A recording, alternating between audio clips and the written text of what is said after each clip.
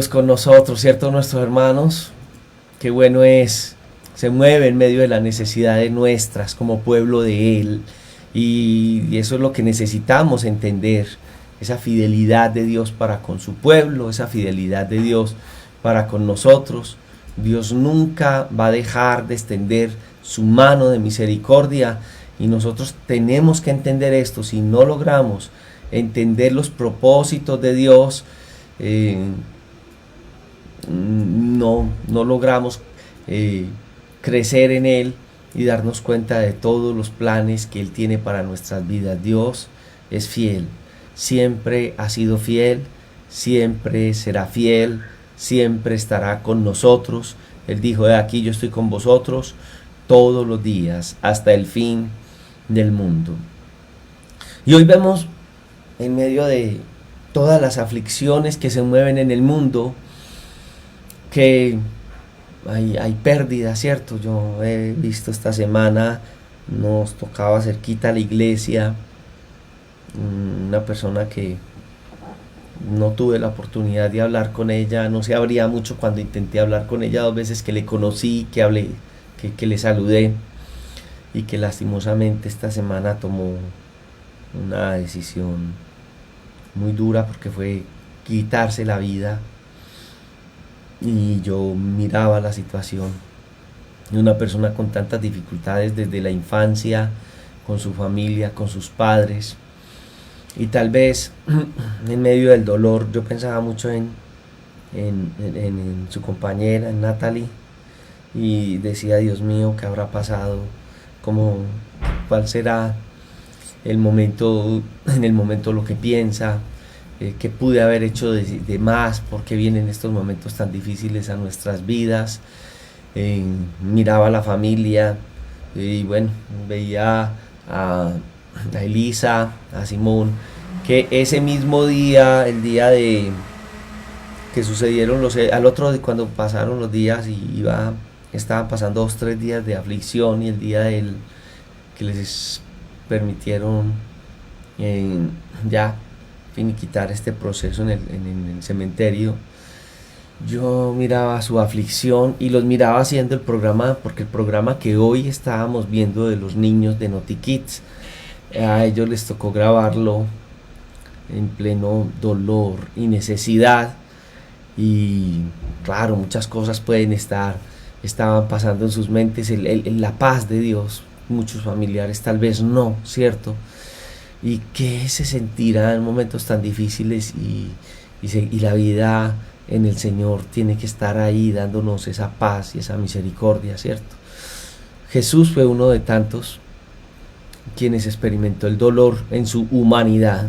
Por eso Isaías 53:3 dice que Jesús era varón de dolores, experimentado en quebrantos. Y yo creo que esas preguntas que nos hacemos en esos momentos tan dolorosos, especialmente quienes lo están viviendo, Él es el que puede entender verdaderamente nuestras angustias. Él entiende la angustia humana. Entonces uno mira que esas preguntas que estas personas pueden estar haciendo, que muchos nos hacemos en esos momentos: Señor, ¿por qué me pasan estas circunstancias? Eso que está ocurriendo, ¿viene o no viene de tu mano? ¿Por qué estás permitiendo que el diablo o el adversario hostigue nuestra vida con tremendas situaciones y pruebas? ¿Por qué hay momentos de tanta desesperación donde esas nubes oscuras cubren nuestras vidas? ¿Por qué soportar tanto dolor? ¿Y en qué momento esa pesadilla tan grande tendrá que morir, ¿cierto? En el caso de la gente que no tiene al Señor, podemos decir que el mundo secular tiene muchas preguntas frente a esto. La gente dice: pues si Dios es de verdad, ¿por qué? Y si nos ama tanto, ¿por qué permite que, por ejemplo, esta pandemia haga lo que haga? ¿Por qué permite que haya hambre? ¿Por qué permite que hayan situaciones, catástrofes naturales? Porque permite que haya naciones ricas, naciones pobres? Porque permite que en este momento estén muriendo tantas personas, y muchos de ellos dicen: por eso es que yo no creo en Dios. algunas personas que han sufrido en la vida y que no han tenido una buena familia dicen qué es lo que está pasando alrededor de mi vida, por qué mi familia me abandonó, por qué he tenido estas circunstancias y por qué Dios no hace nada, si no es eso lo que está sufriendo una persona, sino que somos millones los que estamos pasando por esas circunstancias. Entonces ellos dicen, no puedo creer por eso en el amor de Dios. Si yo fuera Dios, o si yo tuviera tanto poder, detendría tantas cosas, detendría el sufrimiento. Y yo quiero en esta mañana que analicemos un poquito acerca de eso, porque es algo que nos mueve, ¿cierto?, a hablar acerca de las pestes, las situaciones, y en medio de estas pestes, inundaciones, hambres, enfermedades, destrucciones, ¿cierto?, y tanto sufrimiento. Pero yo quiero mostrar y quiero mirar, y toca hacer un análisis aún de cómo sucedieron las cosas dentro de toda esta revelación bíblica y dentro de la relación con Dios, con su pueblo. Y uno de los grandes ejemplos los vamos a tener nosotros con el pueblo de Israel, ¿cierto? Como en algunos momentos vinieron sufrimientos sobre ellos, sufrimientos horribles, demasiado horribles, tan horribles para con el pueblo de Israel que hasta los mismos enemigos de el pueblo de Israel sintieron pesar y lástima por ellos, ¿cierto? ¿Por qué sufrir tantas cosas terribles? Y la Biblia lo va a decir, nos lo va a mostrar, y nos vamos, en este caso, va a enseñar que hay consecuencias cuando el pueblo de Dios se vuelve a la idolatría y cuando el pueblo de Dios se vuelve a la brujería. Hoy en las naciones pasan cosas similares, ¿cierto?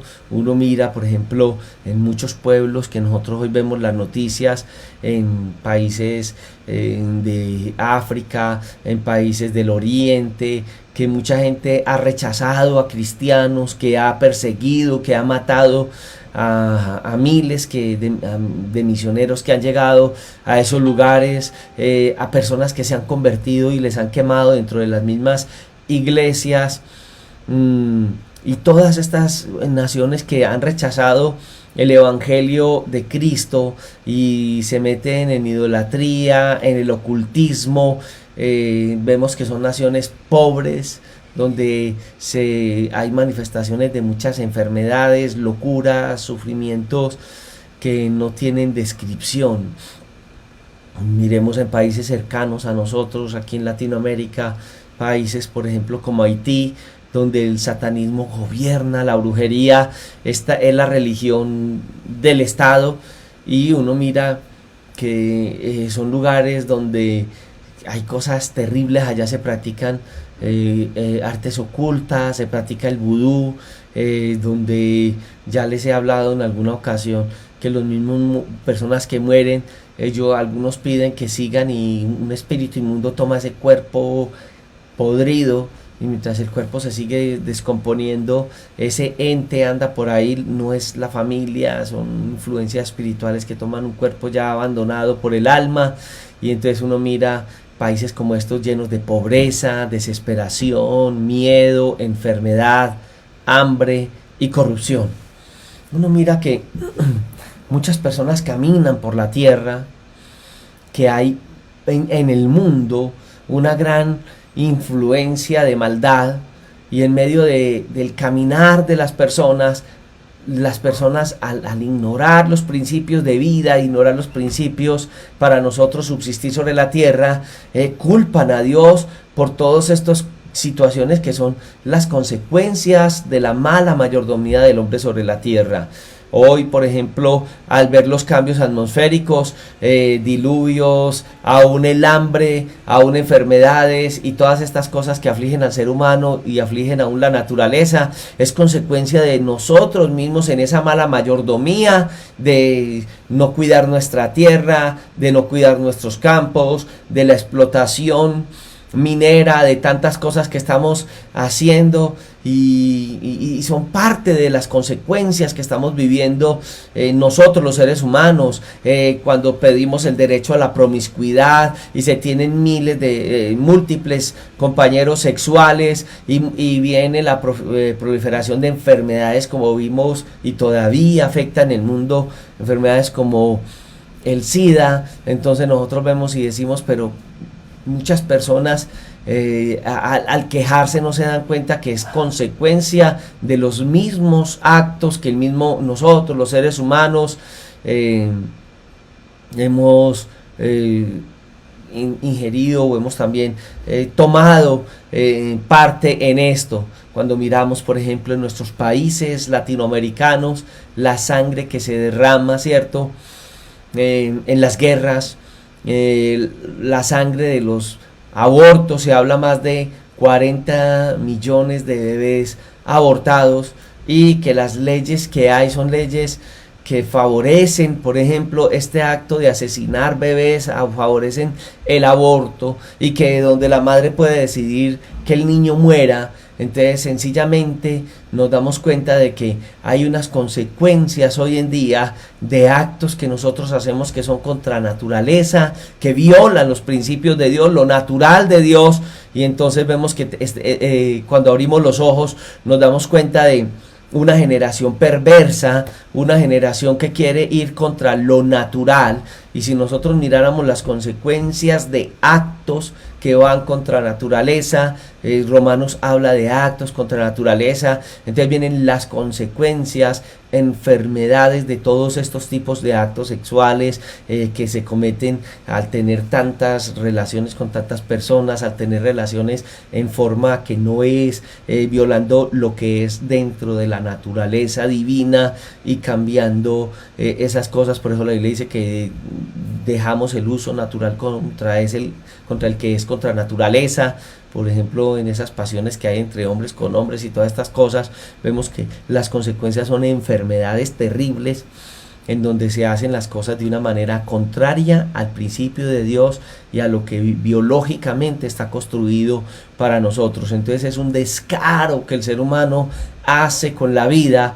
Y entonces en estos momentos nosotros decimos, no entiendo cómo tantos niños terminan matando niños en las escuelas, cuando nosotros no entendemos el principio de educación. Esta mañana hablaba algo la hermana Damaris de esto, y nosotros no tenemos una buena formación hacia nuestros hijos, les damos una mala formación.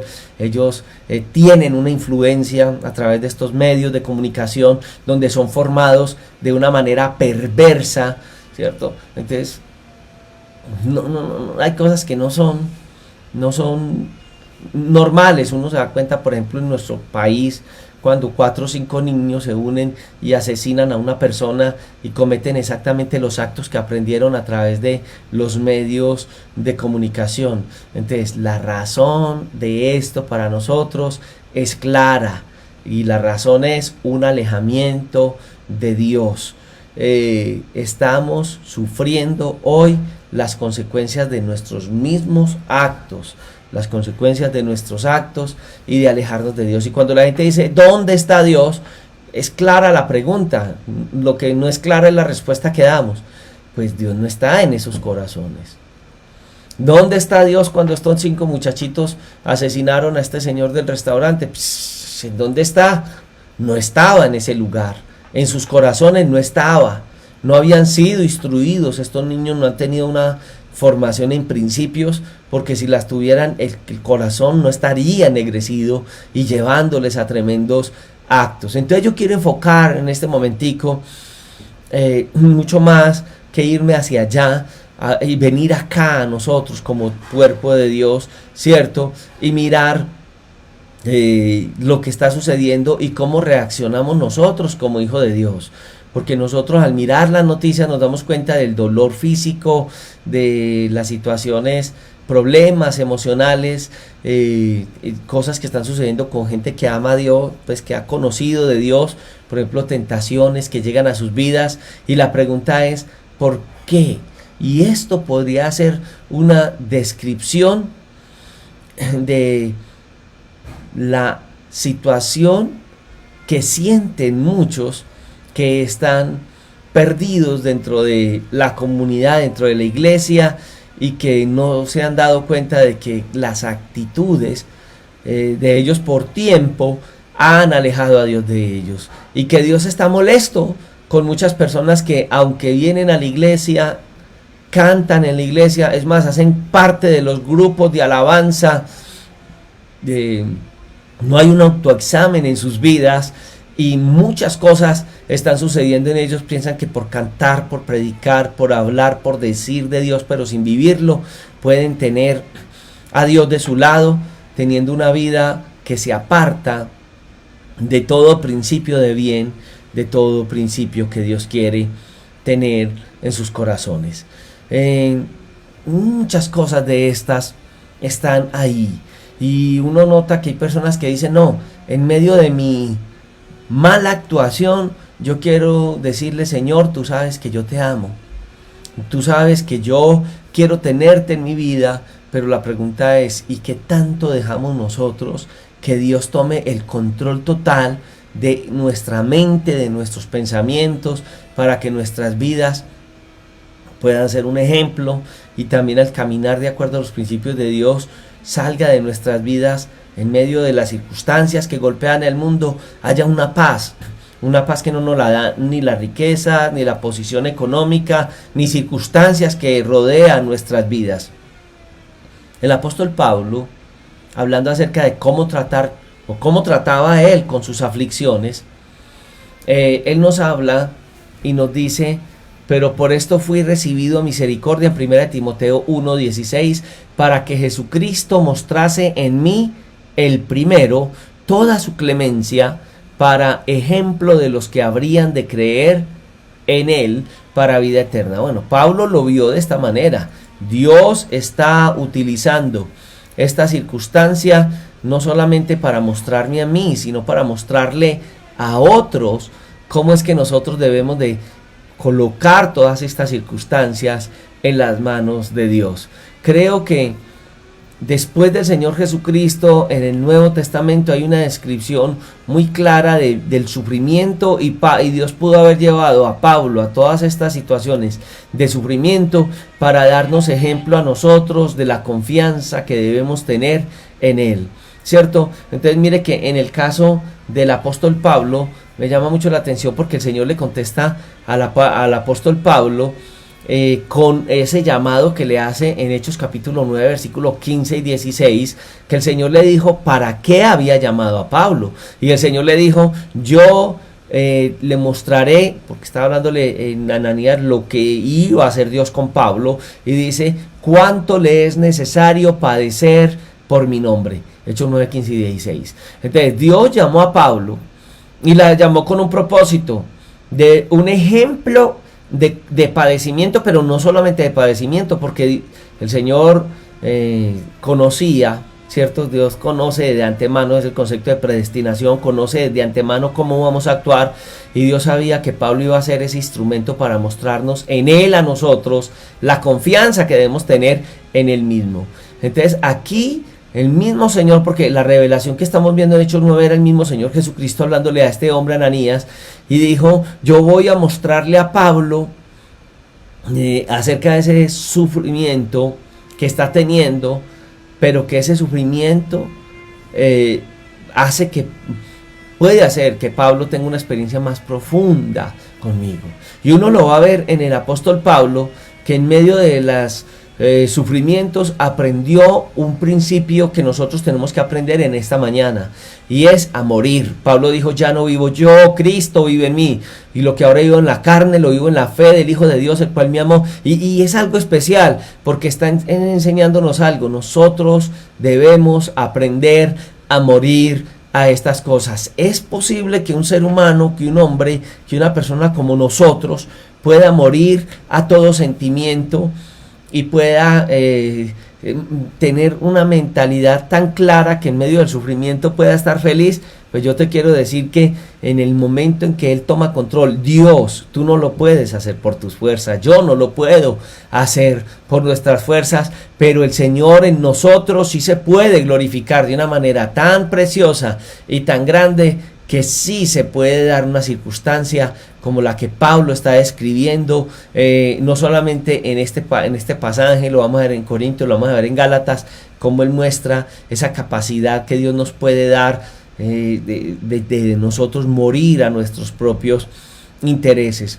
Y entonces aquí nosotros tenemos que tener un modelo que para él en ese momento fue una revelación de Dios, para escribirla en la escritura para nosotros, y que al leer los pasajes para nosotros nos convierte en una iluminación de la forma como Dios le mostró a Pablo todas estas cosas, porque las pruebas, los sufrimientos y aún los sufrimientos más profundos nos pueden dirigir a nosotros a consagrarnos más a Dios, y a medida que nosotros vemos y conocemos y tenemos de esa revelación bíblica, esa iluminación en nosotros, podemos conocer y entender el corazón de Dios.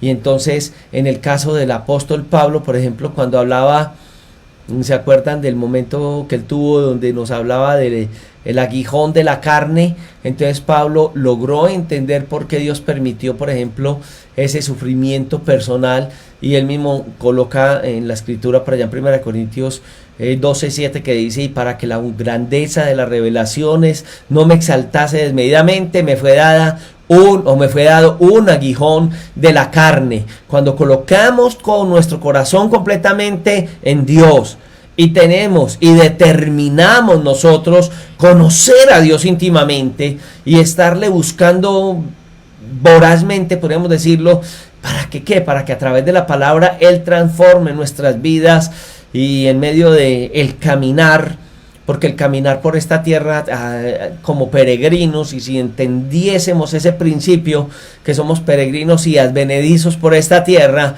entonces nos damos cuenta que nosotros caminamos por una senda que es la senda del Evangelio, que puede venir momentos de sufrimiento, en momentos duros, de agonías profundas, de grandes aflicciones, y de esto no saben muchos creyentes que quieren acercarse a los caminos del Señor para recibir las cosas que el mundo puede ofrecer, ¿cierto? Lo que el mundo siempre ofrece es casa, carro, beca, y entonces uno escucha que la gente dice: lo único que yo quiero en la vida es salud, dinero y amor. Pero cuando uno llega al corazón de Dios, se da cuenta que en Dios tiene uno salud, dinero y amor, y en medio de las aflicciones, salud, porque estoy hablando de una salud en la que muchas personas hoy no disfrutan. Hay personas que hoy tienen riquezas y no tienen salud del alma, salud espiritual. Nosotros tenemos salud espiritual. Entonces aquí nosotros lo observamos en la vida de nuestro hermano el apóstol Pablo, y usted ve que cuando él se convierte, él no solamente se llenó sabiendo de Cristo y de lo que los discípulos le dijeron a él acerca del Señor Jesucristo por allá en Jerusalén, sino que él quiso conocer un poco más, él quiso conocer más íntimamente al Señor. Y entonces uno mira que el apóstol nos da ese testimonio, y que Dios a través de la palabra nos muestra esto, que es el objetivo que aún en Cristo nosotros lo observábamos. Hoy subía yo un video de una de las enseñanzas que di en la corporación El Hermano el año pasado, de los grupos de crecimiento espiritual, y ese día hablaba de que el Señor Jesucristo no tuvo su crisis más grande en la cruz del Calvario, aunque algunos lo han descrito así. Yo creo que los momentos más duros que el Señor tuvo fue en Getsemaní, en esos 3 momentos tan duros de Getsemaní. Pero note que cuando Él va a la cruz, en medio de la lucha y el sufrimiento, esa fortaleza que Él recibió en su vida de oración, en esos momentos de intimidad que estamos viendo aquí con el apóstol Pablo, fueron los que lo llevaron a la parte cúspide y poder lograr ese plan de salvación hacia nuestras vidas. Pablo, después de que todas estas cosas, el del llamado de Dios para su vida, termina diciendo: no consulté con carne ni sangre, ¿cierto? Por allá en Gálatas capítulo 1:16. No, él se encerró en Arabia durante 3 años, y usted lo va a ver en Gálatas 1:16-17, para recibir el consejo de Dios. Él estuvo 14 años por allá, pero estos primeros 3 años que él describe fueron años de una bendición muy grande para él, porque intimó con Dios y conoció a Dios. Uno de los más grandes escritores del Nuevo Testamento de la doctrina, y que nos aclara la doctrina de Cristo, es Pablo. Y si tú te pones a preguntar, en este tiempo en que el apóstol Pablo estuvo en estas circunstancias, uno se aterra, porque Pablo es el que describe más la doctrina de Cristo sin haber estado al lado de Cristo en el ministerio de 3 años y medio. Tuvo una intimidad con Dios, y esa intimidad con Dios entonces lo llevó a entender el mensaje de salvación, y Dios lo lleva a escribir más a describir y a mostrarnos la fe cristiana de las enseñanzas de Cristo, más sin haber andado esos 3 años y medio con Cristo, sino que fue una revelación directa de Dios. Y por eso dice: no consulté carne ni sangre. Entonces el apóstol Pablo tuvo un crecimiento, ¿cierto? Y la revelación que él tuvo no vino de nadie directamente, sino que él mismo nos está describiéndolo. Y por allá en el capítulo 1 versículo 16 dice: y no lo recibí de hombre, ni fue enseñado por hombre, sino por revelación de Jesucristo. Qué bendición nosotros tener una relación con Dios tan profunda, que él mismo sea el que nos revele esas grandes enseñanzas. Gracias al Señor por quienes Él ha levantado para con la iglesia maestros bíblicos. Eso no lo podemos negar, pero uno se da cuenta que hay algo que se aprende y que no se aprende ni en los libros ni con maestros bíblicos, sino que lo tiene que tener uno directamente en una relación con el Espíritu de Dios. Y viene ¿a quién? A quienes el Señor en su intimidad se dejan acercar a Dios. Dios lo quiere hacer con todos, pero es el que se acerca a Dios a través de esa intimidad que Dios está esperando tener con nosotros. Entonces uno empieza a mirar que que esta característica del apóstol Pablo nos puede mostrar dos típicos modelos de cristianos, ¿cierto?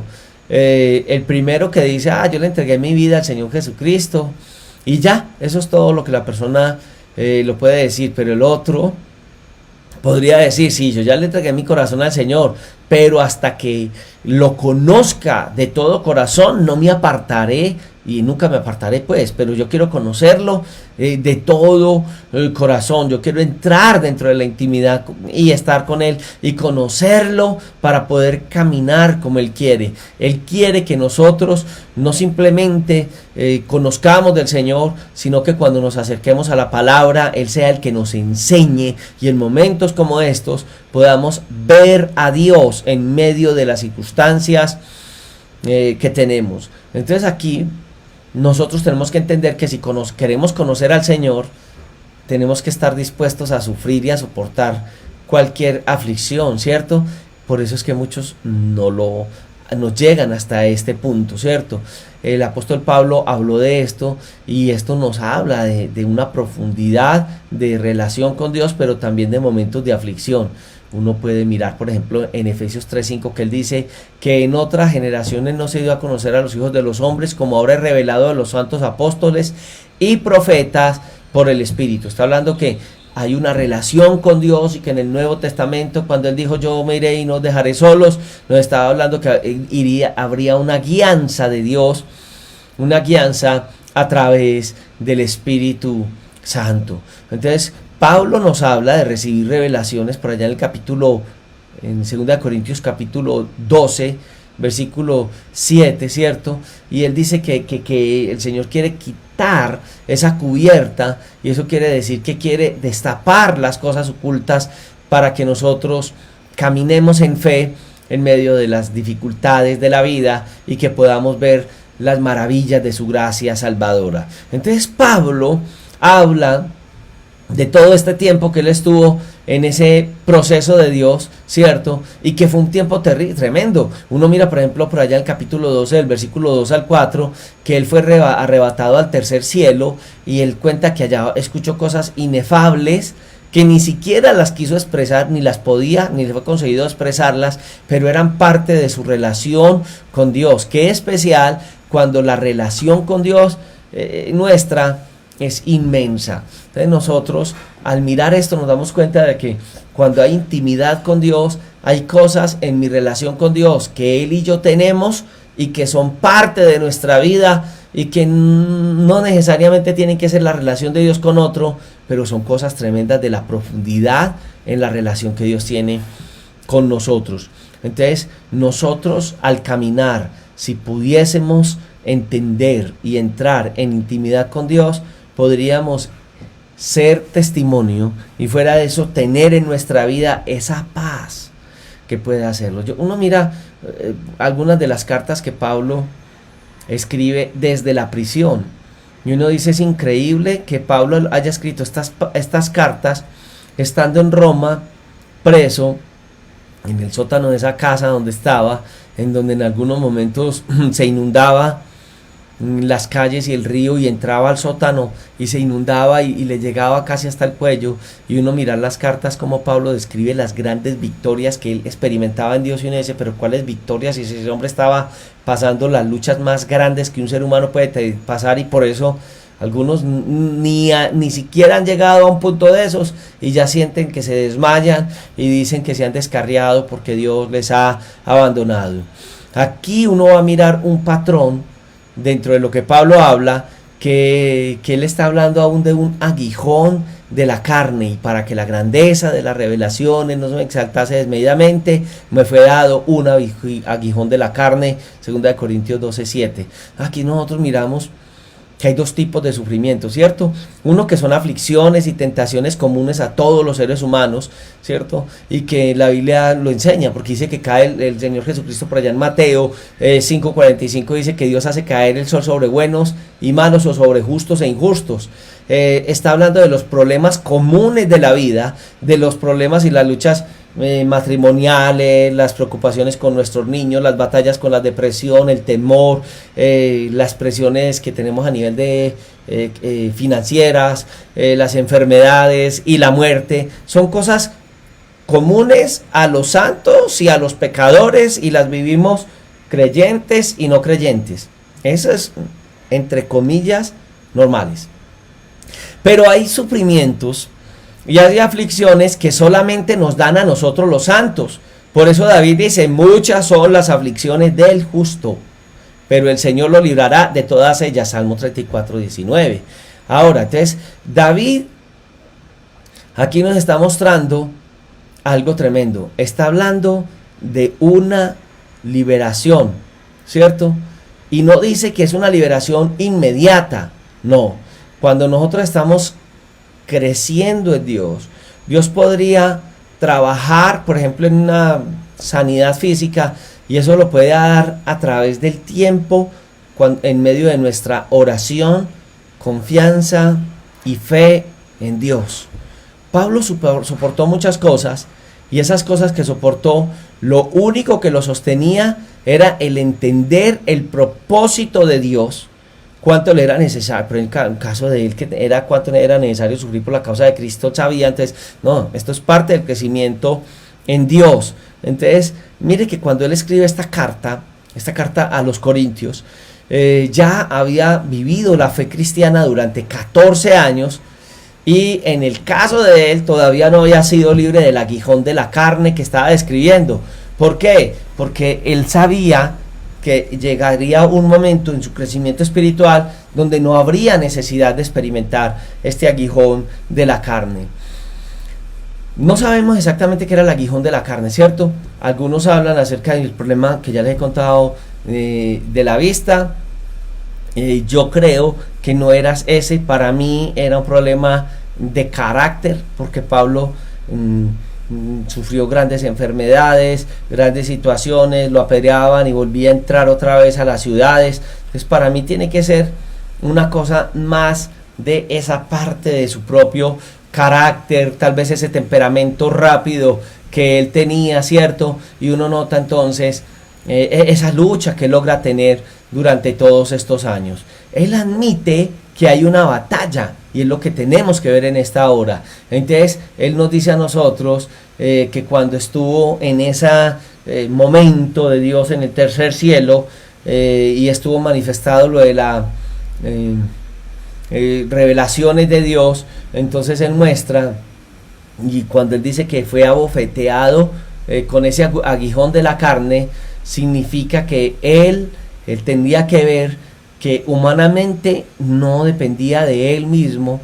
sino que tenía que depender de Dios, porque la lucha no era fácil, la lucha no era algo que él pudiera solucionarlo, sino que era Dios mismo el que tenía toda la autoridad para hacerlo, y el que lo podía librar de semejante aguijón que él estaba viviendo. Entonces uno se da cuenta en este caso que Pablo, con ese aguijón de la carne, si podemos verlo también en otro aspecto, era abofeteado por Satanás. Era un golpe que él recibía certero en su cara, y que al no ser algo que él pudiese controlar, sino que era el mismo Dios el que lo podía sostener en medio de esa aflicción.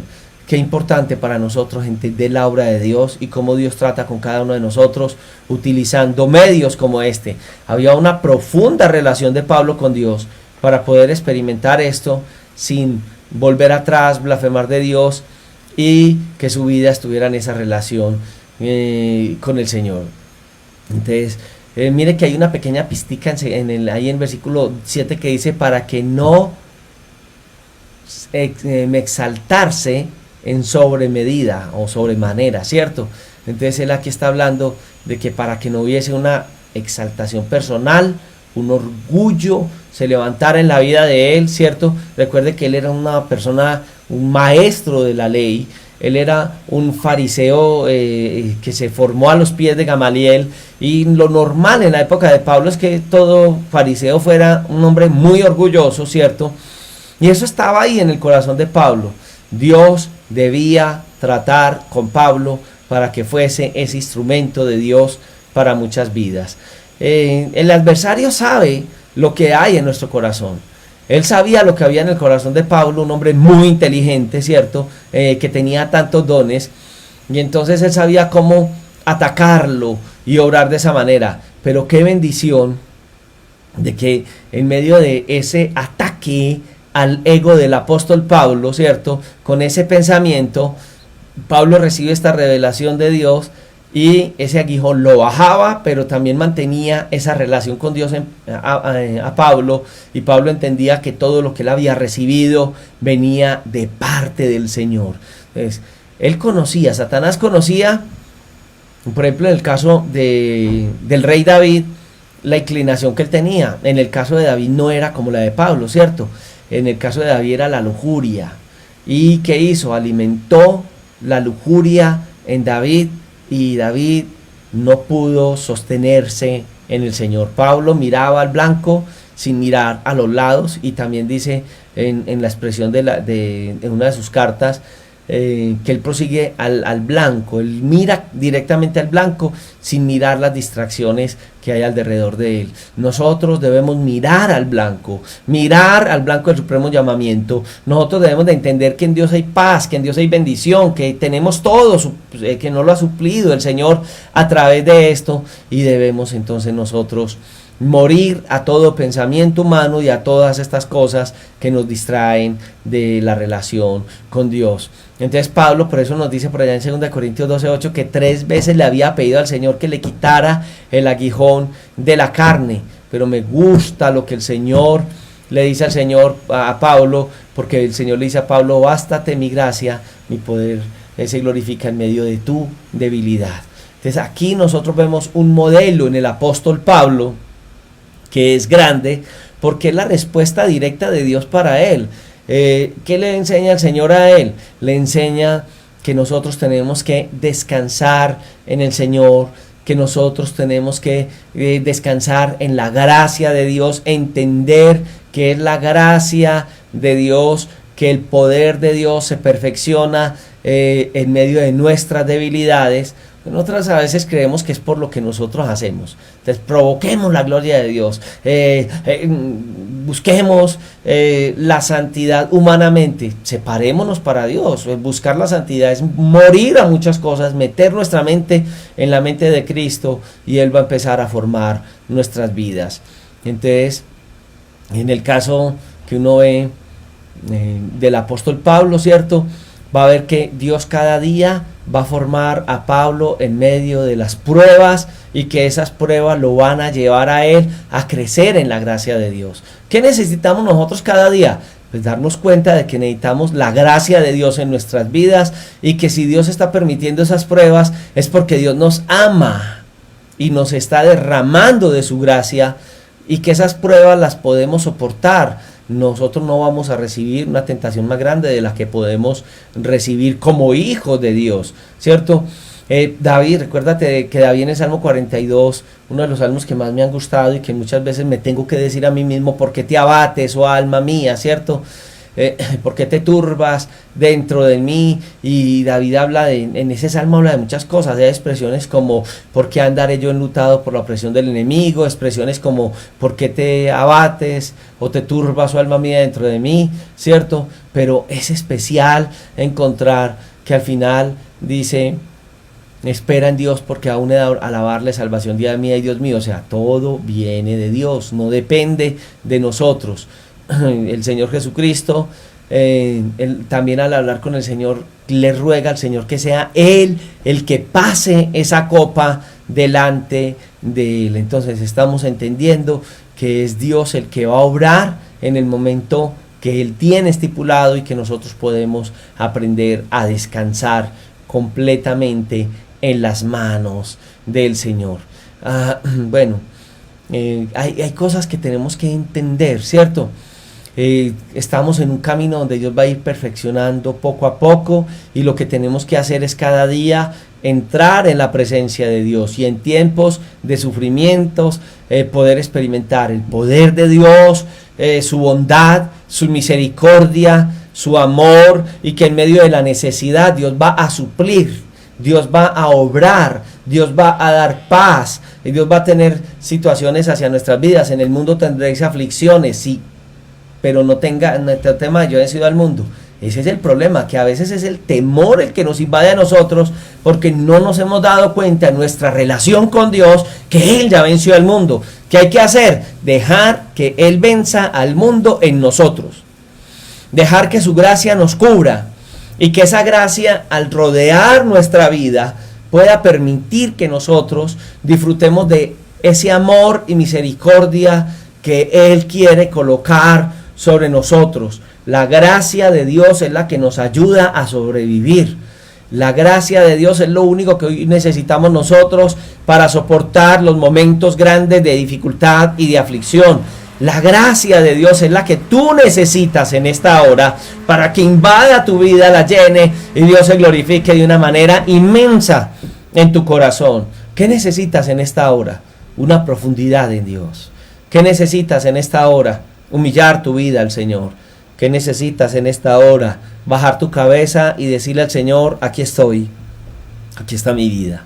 ¿Será que en este momento podríamos unirnos tú y yo delante del Señor y decirle a Él con todo nuestro corazón: aquí estoy, Dios, aquí está mi vida, Señor, yo te necesito más que nunca, tal vez no he entendido ni aprovechado tu gracia, cúbreme con tu gracia, Dios, cúbreme, Señor.